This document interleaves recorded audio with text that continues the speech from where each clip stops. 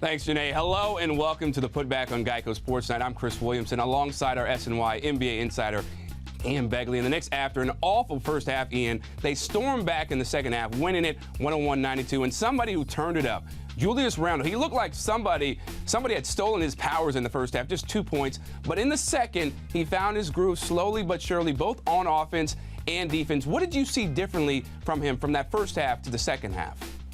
I think something that, Tom Thibodeau pointed out that Julius Randle started to read things a little bit differently, a little bit easier, because throughout this series, Clint Capella had been kind of shadowing Randle, not necessarily coming over hard as a hard double team, but shadowing him, and it seemed to be bothering Randle. But in the second half tonight, it seemed like he started to take advantage of that a little bit, that extra defender coming over. He was finding his teammates for threes. He also made a couple hustle plays, which seemed to get him going. But Thibodeau didn't seem to be worried. He said, this is Julius Randle. He's going to continue to get better as the series goes along. Certainly an encouraging second half for Julius Randle if you're the Knicks.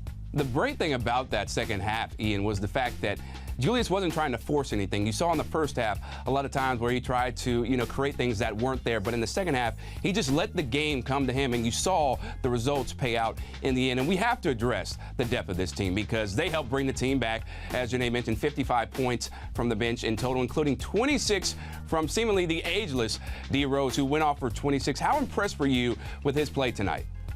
Been impressed with him all season. It's been remarkable. And, he said recently that he feels like he's a different player now than he was early in his career, before the injuries. And he says, now you can't go under the screen against me because he can shoot it, and you have to defend me differently. And that's what we've seen from him throughout his Knicks tenure, and specifically tonight. He was all over the place. He was getting to the rim. He was knocking down perimeter shots, and he played big minutes. And so that's always a little bit of a concern with a player like Rose, who has an injury history. But he said after the game that he feels fine. He takes care of his body. He prepares himself to play these big minutes, so he should be all set for Game 3.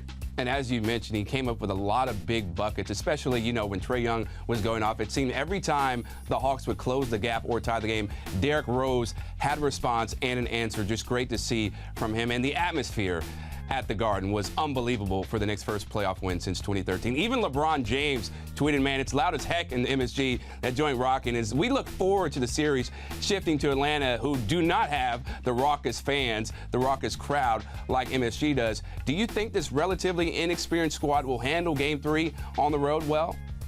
It's going to be different. It's going to be a different environment. Although if history is any indication, we may see some Knicks fans down at State Farm Arena in Game 3. But certainly, those fans are going to be backing Trae Young and the Hawks. And this is a young group. Chris, you mentioned it, inexperienced group when it comes to the playoffs. I think we saw the crowd impact them at home a little bit. I think they got a little tight at home. So going on the road, it's certainly something to keep an eye on. Will they be able to handle a hostile environment?